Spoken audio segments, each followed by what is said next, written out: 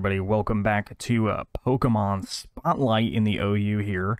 Where is all of my stuff? Let's move that. All right. So we last time talked about King Gambit. He's got a 31% usage. It's gone down a little bit, but not too much. Let's look at rank 2 here for today's episode, which is going to be Zamazenta at 26%. Only, what is that, 5% more? Almost just about 5% less usage than King Gambit here. However, if we go over here to Smogon's actual website and look at Zamazenta in the OU tier, you get all of the nice general things. I went ahead and highlighted here because Crunch is an interesting like tech, but more like it used to be tech and now it's like mandatory to run because of the threats that you see in the OU tier. But for the most part, he's pretty good with the Iron Defense Body Press. Just boosts his defense. He already gets +1 from the Dauntless Shield. Then you already pretty much turn 2 coming in. You're already +3 defense with a really strong Body Press coming out with, you know, some high defense because his defense is already base 115, which is crazy. He's an insanely bulky Pokemon. I mean, hell, we're talking about one of the box art legendaries somehow being stuck here in the OU tier. Now, given, you know, he's not the crowned variant of Zamazenta, but, you know, he's still very, very good. Especially going in there with a Terra Steel. You can even go with Terra Fairy. You know, Terra Fighting, even if you really wanted to just get the extra 200%. I would not do that. Steel and Fairy are probably a lot better. Fire's vague. I don't really like Fire here, but, you know, it's not bad. We can also go down here to the All-Out Attacker, who's going to be running Boots, Terra Steel with CC instead of, you know, what was the other move? Instead of Body Press Iron Defense, you're running CC with Ice Fang or Stone Edge. I wouldn't really run either of those, I'm not going to lie. This is a very good one. CC Heavy Slam Crunch is very good. I'd probably still go with like Body Press, maybe Substitute here. Boots, it'll just make you overall a better Pokemon. And let me go ahead and re-highlight the Crunch here for you guys. So Crunch being, you know, a very good tech move as well as being just a great move in general. I'm just going to read it word for word here. It kind of sums up the whole thing, and it's, you know, relevant, and it saves me a lot of time having to think. So, Crunch is a necessary move to hit Ghost and Psychic Pokemon like Gholdengo, Skeledirge, and Galarian Slowking. All three very good threats in OU. Galarian Slowking has the ability to do the Chilly Reception to be able to go out and set up snow. Allows you to have extra turns into snow with, like, your Alolan Ninetales with Veil and all the other things like that. Choosing to maximize attack gives Zamazenta a clean 2-hit KO offensive into Gholdengo with a Crunch, and both on a Clefable and Hatterene with Heavy Slam. Hatterene, very, very good Pokemon.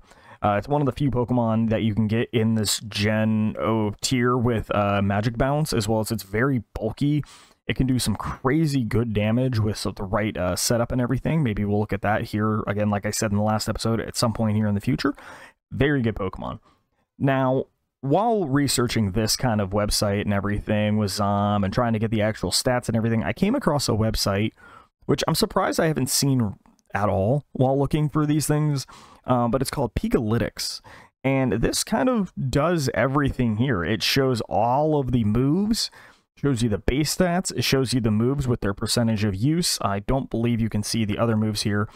You can see their abilities, the items, the EV spread that you can kind of get them. Like Jolly, you can run Impish here, which is more defense. Adamant, which is, you know, not super preferable, but you can run Adamant if you're trying to get some more damage. Just right now it's not mandatory, as well as the percentage of Pokemon that you see on their team. So I'm just going to kind of scroll through a couple of these. We'll talk about some of their moves and the usage in them, and then we will pretty much end this video. I mean, is there anything else that's crazy good here? That's painfully bright. What's the team builder section? It's just kind of like the other one, setting up the teams and everything. Okay, so yeah, what we care about here is the Pokedex section. Let's go back. There we go, back to the Zamazenta thing. We also get the monthly rank and the usage percents here. So with Zamazenta having such incredible high bulk with 92 HP, 115 base defense, 115 base SPDF, and 138 speed, he's just crazy bulky. He's crazy good. So Looking at the items down here, Leftovers is one of the main reasons. I mean, he's incredibly bulky. You don't need much to be working on him. You could run Band, but I wouldn't recommend that either. I mean, the moves you're working with are like Crunch, Body Press, Heavy Slam, CC, and like maybe Psychic. I don't think he learned Psychic things, but like another like really good physical move. Yeah, running Chesto Berry here is like not bad, but I guess if you're kind of like playing into a tournament setting where sleeping's like kind of a problem, then that's a thing. But sleep's not super common right now, so I definitely go with the Leftovers boots as well, trying to make you just a little bit of that extra tank. Running Jolly here is just overall really good. I mean, as you can see, it's literally 8, 6, 5, 5, 4, 2. It's very common. So Jolly's a good set of speed. You can kind of assume that most of the Pokemon who you're going to be seeing with the Zamazenta are going to be running a Jolly nature. Pokemon you might see on their team is just over here. I'm not going to go into it. These are all usually situational based on your team. It's not crazy, not bad at all. And back to the moves like we were talking about. With Crunch running a 95 monthly usage here on Zamazenta, you can kind of see it's like a mandatory move. You really can't just like ignore it or not use it. You can kind of assume they're going to be running that. Same thing with Iron Press and Body Defense.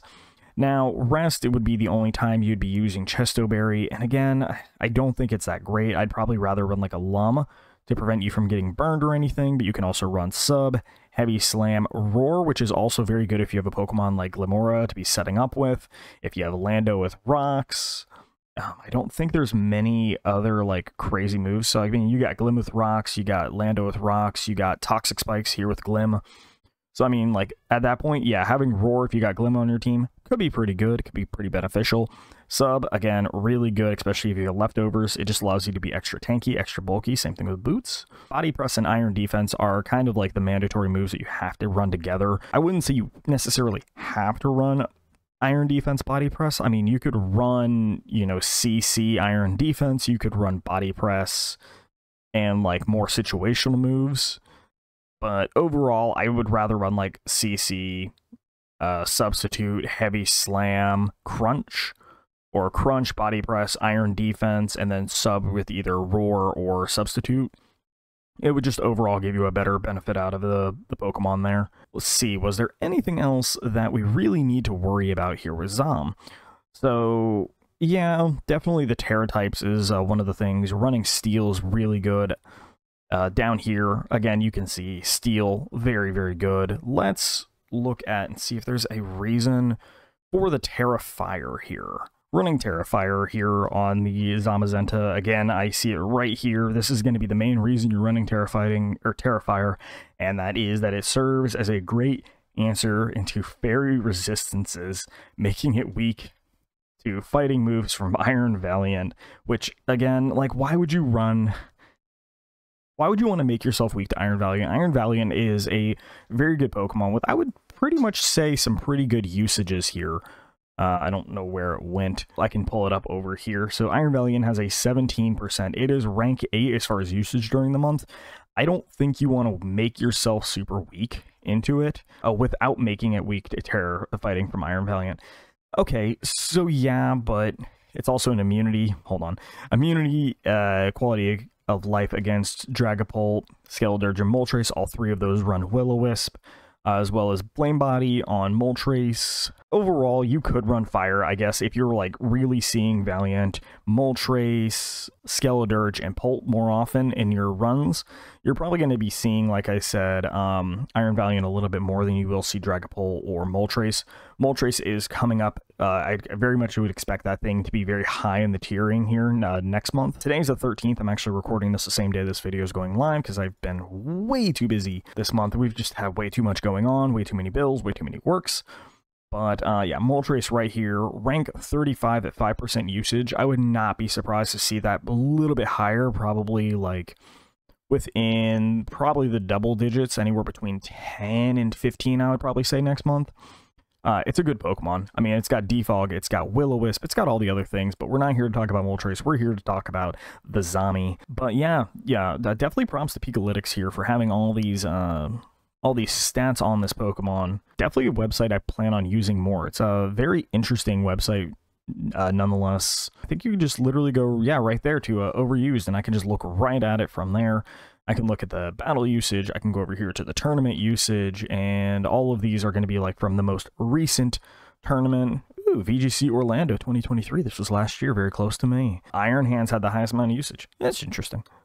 But yeah, so for the most part, Zamazenta running air at the absolute massive 26.95% of all battles being used, mostly running the Crunch Body Press Iron defense with lefties, and Jolly Nature, definitely gotta say, pretty good. Here's the EV, spreads for that build that we were just looking at a second ago, with, 168 speed on both builds, 88 defense on both builds, and then either running HP or attack.